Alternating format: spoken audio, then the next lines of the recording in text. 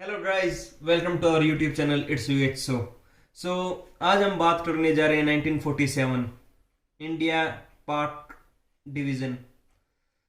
सुनने में ऐसा लगता है, पर उस टाइम पे जो कंडीशंस, जो हालात, जो समस्याएं पैदा हुई, आज हम थोड़ा उनके बारे में चर्चित बातें जानेंगे। सो ज़्यादा टाइम ना लेते हुए चलिए वीडियो शुरू करते हैं हमारे सहयोगी, हमारे साथी संजीव सहरावत की आवाज़ में। Hello guys, share and subscribe और हमारी लेटेस्ट वीडियोज़ एंड नोटिफिकेशंस पाने के लिए please press the bell icon.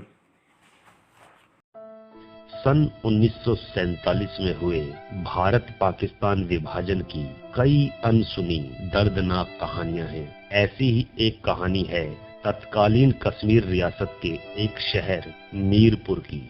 यहाँ के हिंदू लोगों ने खुद को पाकिस्तानी सेना से बचाने के लिए तत्कालीन कश्मीर के प्रमुख शेख अब्दुल्ला से गुहार लगाई, लेकिन अब्दुल्ला ने इसे अनसुना कर दिया और उन्हें पाकिस्तानी सेना के हाथों मरने को छोड़ दिया। इसका परिणाम ये हुआ कि पाकिस्तानी सेना ने 27 अक्टूबर को मीरपुर पर हमला कर हजारों हिंदुओं और सिखों की हत्या कर दी। पाकिस्तानी फौज ने तकरीबन 5000 लड़कियों और महिलाओं का अपहरण कर लिया। इन्हें बाद में मंडी लगाकर बेच दिया गया था।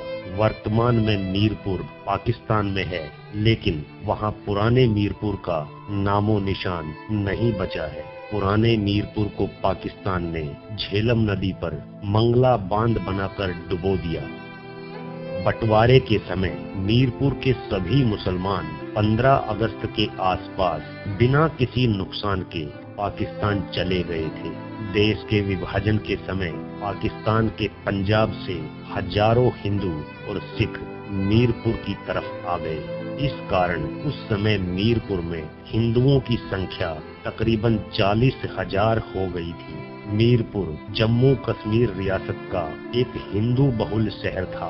मुसलमानों के खाली मकानों के अलावा वहाँ का बहुत बड़ा गुरुद्वारा, दमदमा साहिब, आर्य समाज, सनातन धर्म सभा और बाकी सभी मंदिर शरणार्थियों से भर गए थे।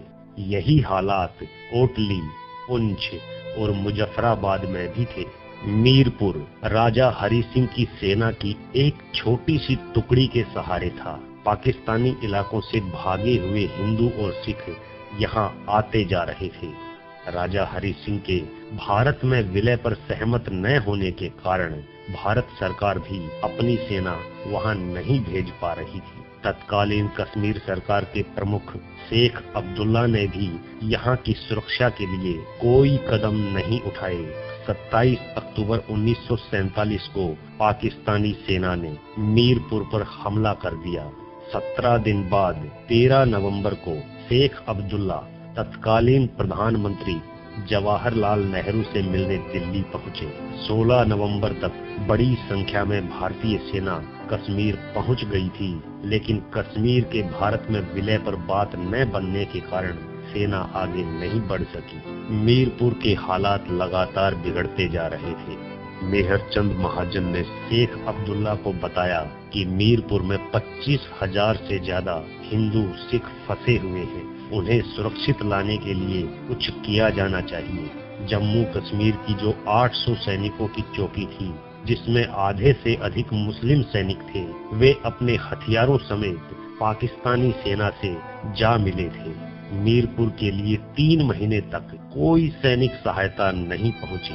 शहर के 17 मोर्चों पर बाहर से आए हमलावरों को महाराज की सेना की छोटी सी टुकड़ी ने रोका हुआ था। सैनिक मरते जा रहे थे। 25 नवंबर को हवाई उड़ान से वापस आए एक पायलट ने भारतीय सेना को बताया कि पाकिस्तानी सेना ने शहर को लूटना शुरू कर दिया है।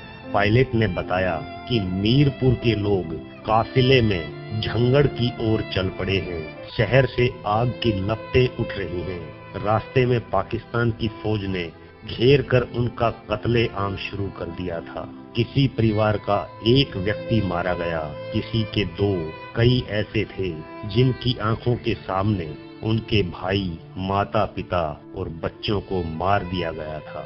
कई ऐसे थे जो रो रो कर बता रहे थे कि कैसे वो लोग उनकी बहन बेटियों को उठाकर ले गए।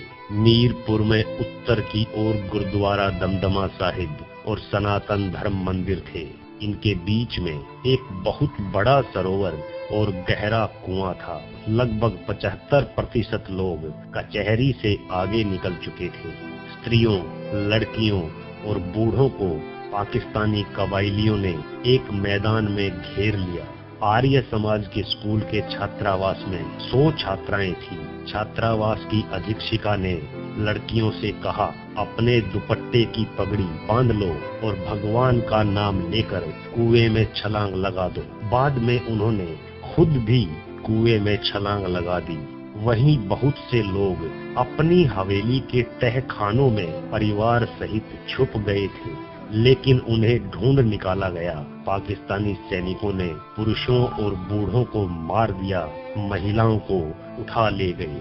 पाकिस्तानी सेना ने उस दौरान सारी हदें पार कर दी थी। 25 नवंबर के आसपास 5000 हिंदू लड़कियों को वे लोग पकड़कर ले गए। बाद में इनमें से कई को बेच दिया गया। मीरपुर को लूटने में लगे पाकिस्तानी सैनिकों ने काफिले का पीछा नहीं किया। काफिला अगली पहाड़ी पर पहुंच गया था। वहां 3 रास्ते निकलते थे। तीनों रास्तों पर काफिला बट गया। जिसको जहां रास्ता मिला भागने लगा। पहला काफिला सीधे रास्ते की तरफ चल दिया जो झंगड़ की तरफ जाता था।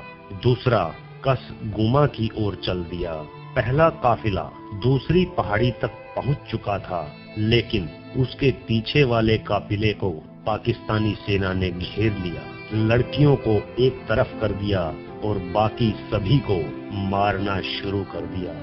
कबीलाई और पाकिस्तानी सैनिक उस पहाड़ी पर जितने आदमी थे उन सब को मारकर अगले काफिले की ओर बढ़ गए। इस तरह लगभग 18,000 से ज्यादा लोग मारे गए।